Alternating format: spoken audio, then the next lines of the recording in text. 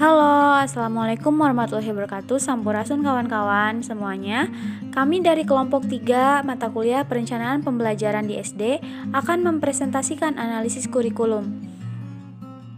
Sebelumnya perkenalkan terlebih dahulu anggota kelompok dari kelompok 3. Yang pertama ada Disa Adriani, yang kedua ada Junior Hoirunisa, yang ketiga ada Rizky Ahmad Tabroni, dan yang terakhir ada saya sendiri yaitu Aning Novita. Pembahasan yang akan kami sampaikan yang pertama pengertian analisis kurikulum, yang kedua tujuan dan fungsi analisis kurikulum, yang ketiga ruang lingkup analisis kurikulum, dan yang terakhir luaran analisis kurikulum. Selamat menyaksikan. Pengertian analisis kurikulum. Kurikulum merupakan seperangkat atau sistem rencana dan pengaturan mengenai isi dan bahan pembelajaran yang menjadi pedoman dalam aktivitas belajar mengajar.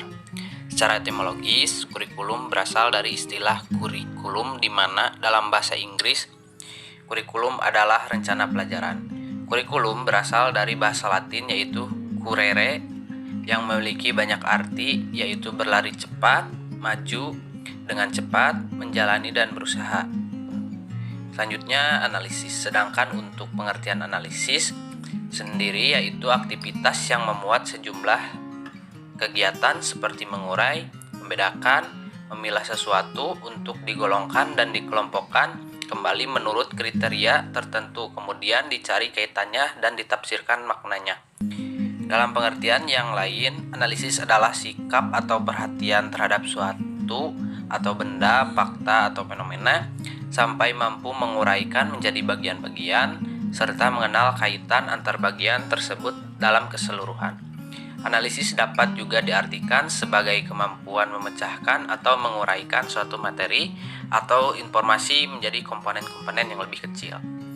Analisis kurikulum dapat diartikan yaitu suatu kegiatan untuk mempelajari apa yang dimaksud dengan kurikulum, apa saja isi dari kurikulum, untuk apa kurikulum tersebut disusun, apa saja yang merupakan perangkat kurikulum, bagaimana cara melaksanakan kurikulum tersebut, dan bagaimana mengevaluasi keberhasilannya.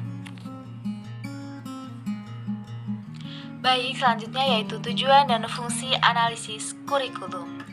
Sudah dijelaskan bahwa kurikulum di Indonesia ini sudah mengalami banyak perubahan, dimulai dari KTSP, kemudian berubah menjadi Kurtilas, dan sekarang menjadi kurikulum merdeka. Nah, itu semua adalah hasil dari analisis kurikulum. Maka dari itu, tujuan dan fungsi analisis kurikulum ini akan kita bahas pada kesempatan kali ini. Yang pertama, untuk tujuan analisis kurikulum. Yang pertama yaitu mengkaji kelebihan dan kelemahan kurikulum. Yang kedua, mengkaji dan menyesuaikan metode pembelajaran yang harus disesuaikan dengan pengajaran. Kemudian yang terakhir yaitu mencocokkan kurikulum dengan metode pembelajaran. Kemudian selanjutnya yaitu fungsi analisis kurikulum. Yang pertama yaitu memperbaiki kelemahan pada kurikulum sebelumnya. Yang kedua, menciptakan metode baru dalam pengajaran yang lebih efektif. Dan yang terakhir yaitu meningkatkan produktivitas SDM dalam dunia pendidikan. Selanjutnya, ruang lingkup kurikulum. Adapun ruang lingkup kurikulum meliputi yang pertama, konsep kurikulum. Kurikulum adalah sesuatu yang direncanakan sebagai pegangan guna mencapai tujuan pendidikan. Yang kedua, fungsi kurikulum. Fungsi kurikulum terbagi menjadi 5. Yang pertama, fungsi kurikulum dalam rangka mencapai tujuan pendidikan. Yang kedua, fungsi kurikulum bagi anak, yaitu sebagai organisasi belajar tersusun yang disiapkan untuk siswa sebagai salah satu konsumsi bagi pendidikan mereka. Yang ketiga, fungsi kurikulum bagi guru terbagi menjadi 3 macam, yaitu yang pertama sebagai pedoman dalam menyusun dan mengorganisir pengalaman belajar anak didik. Yang kedua sebagai pedoman untuk mengadakan evaluasi terhadap perkembangan anak.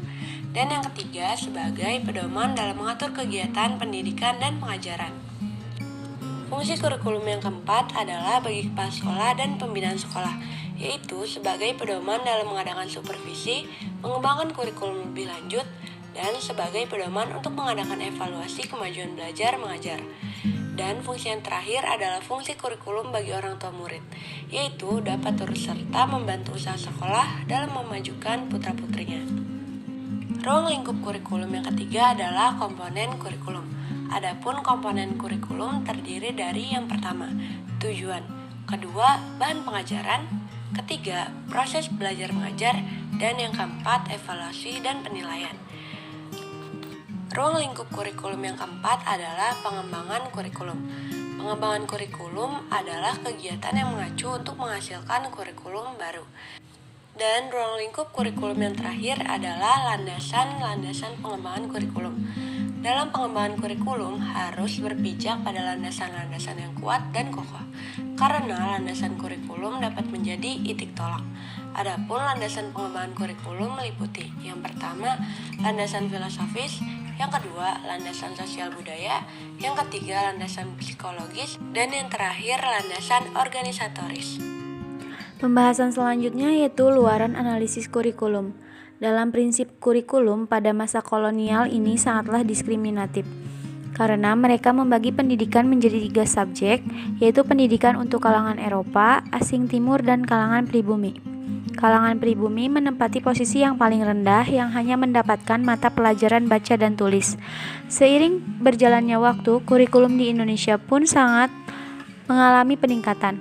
Perkembangan dalam bidang pendidikan selalu ditingkatkan agar sumber daya manusia di Indonesia mampu mengikuti perkembangan dunia. Pada umumnya, kurikulum paling tidak mengandung 6 komponen, yaitu tujuan, materi atau bahan ajar, metode atau kegiatan belajar, sumber belajar yang terdiri dari alat bahan, sumber, alat penilaian, dan alokasi waktu. Luaran atau hasil yang kita peroleh dari analisis kurikulum ini yaitu mengetahui sejarah tentang kurikulum dari masa ke masa, baik konsep, komponen, metode yang digunakan beserta tujuan dan fungsinya. Sebagai calon guru, hendaknya kita tahu bagaimana perkembangan kurikulum di Indonesia. Dalam analisis kali ini, kita dapat membedakan bagaimana efektivitas kurikulum dari masa ke masa dan bagaimana cara kita memperkecil kekurangan dalam kurikulum tersebut. Selesai sudah presentasi kami seperti kamu dan dia yang selesai tanpa dimulai. Sekian pembahasan yang dapat kami sampaikan, selebihnya mohon maaf, terima kasih.